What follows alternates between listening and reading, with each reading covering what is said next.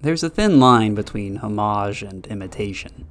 Every game is drawing from the established well of standards, sure, but some games forget they can't just imitate a classic. Some games jump right in that well and drown. There's a few moments like this in Black Geyser, just a fleeting few, where it feels interchangeable with Baldur's Gate 1. But it's different enough, just barely. Released in March of 2022, Black Geyser is clearly a love letter to the Infinity Engine classics, an isometric, real-time with pause, computer role-playing game. And it's the debut project of Grape Ocean Technologies, an Austro-Hungarian developer. For an indie studio, a 30-hour CRPG seems like an almost impossible task, but they pulled it off, which is itself very impressive. There's a few things I really like about the game, at least conceptually, and a lot of things that I feel ambivalent about. Let's dig in.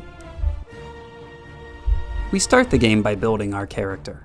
Naturally, like every CRPG, you're required to make the most important choices about your character at the point where you have absolutely no idea what anything means.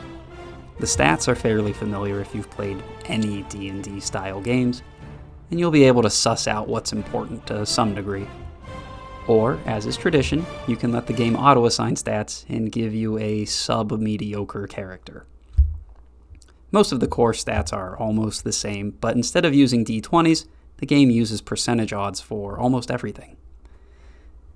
Weapon rolls are somewhat unique in that increasing your accuracy above 100% increases your critical hit chance. The saves system here is renamed resistances, and the categories appear to loosely correlate to my love life. You have a handful of classes to pick from. I chose Necromancer for my first run, which was kind of a mistake.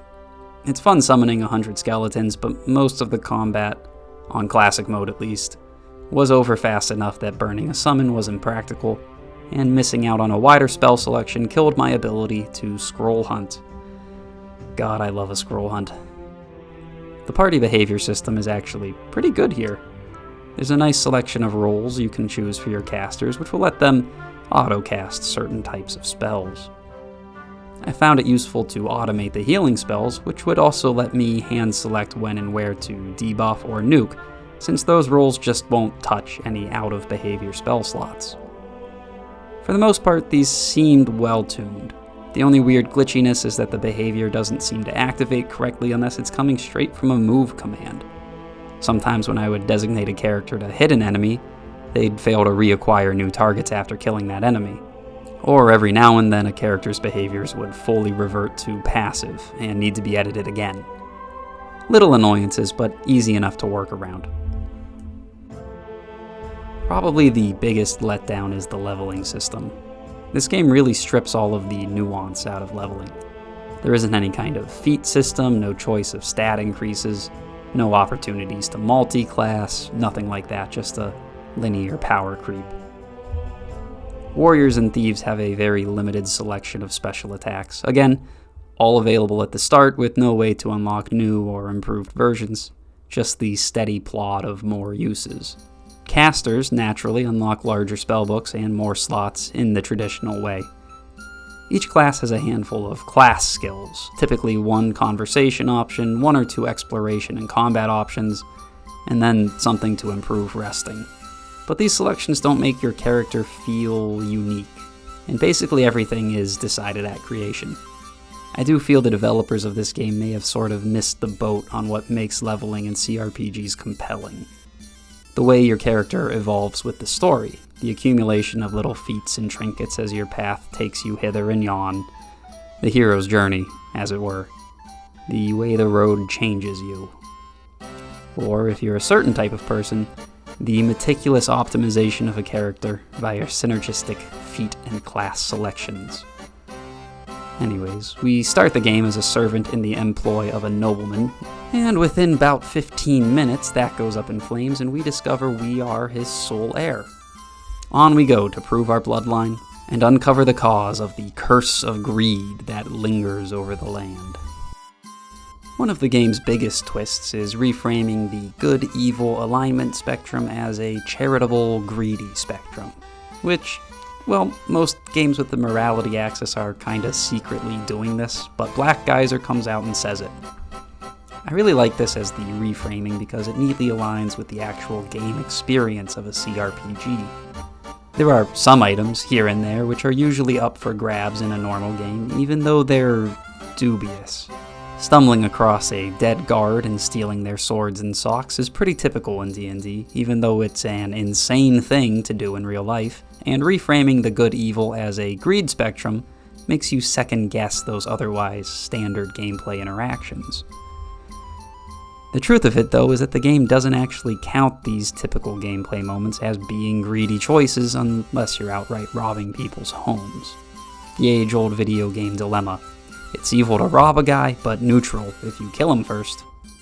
And that seems to be a real miss, considering the nature of this alignment system. The game tracks greed at both a party level and a world level.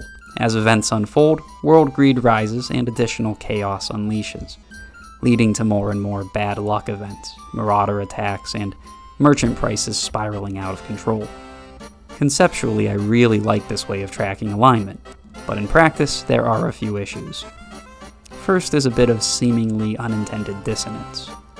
Playing charitably, going so far as to give gold to my quest givers, I was still so flush with magical gear that I rarely needed to buy anything, and after selling off the fruits of a few dungeon encounters, I was walking around with hundreds of thousands of coins in my pockets and nothing to spend it on. I don't feel like a living saint because I'm still walking around decked out in Gucci and gold. It's a symptom of a larger problem, economy balancing, giving the player more gear than they can use and not enough valid uses of gold if they hawk everything. It makes the decision to be generous or greedy feel arbitrary and unimportant, instead of impactful to your experience. The real reason to be greedy is not because it gives you a mechanical edge, but because you just want to see what happens in the world when you make the bad choices. Although, in fairness, placing the impetus on more of a role-playing dynamic than a gameplay decision is totally valid for any kind of game. It just feels like there's a disconnect between this greed system and the actual mechanics of the game. I would have liked to see the greed options more directly tied to the appearance of increasingly powerful magical artifacts, for example, or the charitable options really leaving your character in a lurch, but no such luck. There's also a sort of lack of imagination in this alignment system. Your good, greedy, neutral choices are repetitive. Complete a quest and be given the option to demand more money, accept the reward in full or in part, or reject the reward and provide some minor charity. It's both a shallow view of charity and a shallow view of greed. Let the NPC goad me into giving him my weapons. Make me grapple with whether or not I want to be charitable to the point it actually hurts me. Giving away gear would have an infinitely more logical story and gameplay impact than tossing replaceable coin at people. And the greedy choices, they're pretty standard evil options, mindless violence, or mild extortion. The scale of the choices just feels somewhat uninspired and, again, doesn't impact the gameplay very deeply. There's an alchemy system, which I did not feel the need to touch, and which seemed extremely slow and finicky. And beyond that, a really odd ethos on modernization and accessibility elements. By which I mean, well, it seems random what they chose to keep old school. For example, each character has a separate inventory with their own weight limits. No problem there. Until it comes time to shuffle gems between characters for 5 minutes, it's something that is conceivably a very intentional choice to maintain that old school CRPG feel. But then there's area of effect looting, which originated somewhere around Pillars of Eternity in 2015. But if you've got a character with a ranged weapon and they run out of arrows in their quiver, they'll switch to melee and charge in unless you catch it and manually reload the same ammunition in the inventory screen rather than an automatic draw. And I personally didn't find any infinite ammo weapons, which is how I remember earlier CRPGs eliminating that particular annoyance. I don't know about everyone else, but my fond memories of Baldur's Gate were not specifically tied to tediously monitoring my ammunition. I do think it succeeds at capturing that old school feel, both in the map design and the exploration elements. Clearing the fog of war, encountering random groups of people lounging around in the middle of the woods, getting ambushed while taking a smoke break, it's all here. But then there's a toggle for a fast mode or a button that automatically teleports you back to a quest giver. They don't really break the illusion, but they just muddy everything. Ultimately, I'm glad for the conveniences. I do think they should have pushed them a little further and refined them with toggled settings, but it's a matter of taste. One other new, neat thing, your party has a communal level, which unlocks bonuses depending on whether you use the same core group of adventurers or if you regularly shift new companions into your team.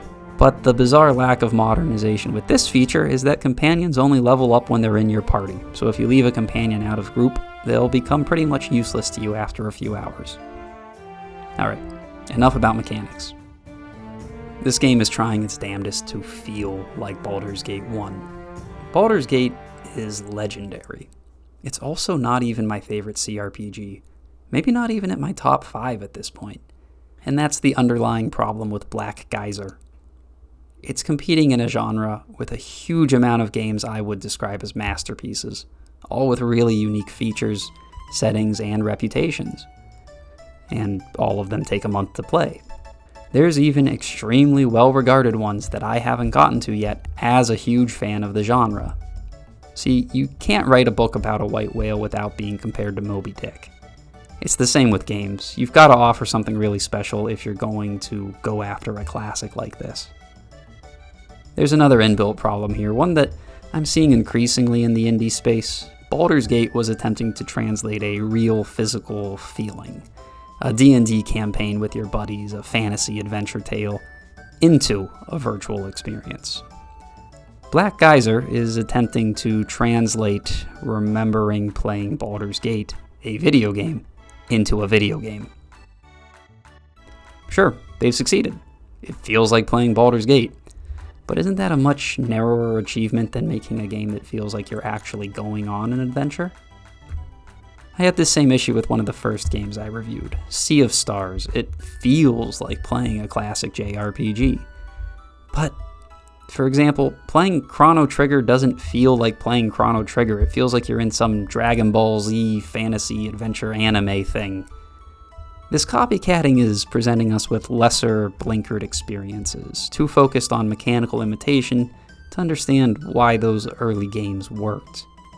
And I can't think of a game that sets out to feel like another game and actually matches or surpasses that original work. It's self-limiting. I can't think of a decent reason for someone to play this game over Baldur's Gate. Black Geyser is a competent game. The rating ranges from okay to pretty good. The back half of the storyline feels a bit poorly considered. Most things end up just being the fault of gods, and those gods are particularly inclined towards chaos. There's moments, for example, when it's revealed the Curse of Greed isn't a curse of greed at all. It's just a magical phenomenon that sure sounds exactly like a curse. It's a particularly unnecessary attempt at a twist, and also confuses the greed meter you've been staring at the entire game. Our characters are dexterous elves, stout-hearted dwarves, beautiful sorceresses, and the most interesting guy, a warrior whose death will resurrect his family but is cursed to never die. The backgrounds are spot on, but the character models are a little The music didn't really strike me either. There are some real flashes of inspiration here, but it's like looking for arrowheads in a field. You're going to spend a lot of time staring at dirt before something catches your eye. Overall, other than assigning a level to the party and changing the morality slider to a greed meter, it's not doing anything very out of pattern for the type. And even the greed system doesn't feel incredibly well realized. It's a fine game, but it just didn't wow me. And there's a lot of CRPGs that have really wowed me. On the Trusty Pain scale, I would rate Black Geyser Couriers of Darkness as a moderately painful. I guess I would describe this game as typical. Almost a generic baseline for CRPGs. If you're itching for Baldur's Gate, well, I'd recommend playing Baldur's Gate, or Icewind Dale, or Pillars of Eternity, or Tyranny, or so on. But if you can't, for some reason, you might get a kick out of Black Geyser. Well, that's all for my 50th review. I hit 500 subscribers a week ago, which was very exciting. And then I lost a few subscribers and got to hit 500 again. Doubly exciting. Thanks to everyone who likes, leaves a comment, subscribes, or even goes as far as to share a video with a friend. It means a lot. Thanks for tuning in. I'm Etten Warrior, and as always, see ya!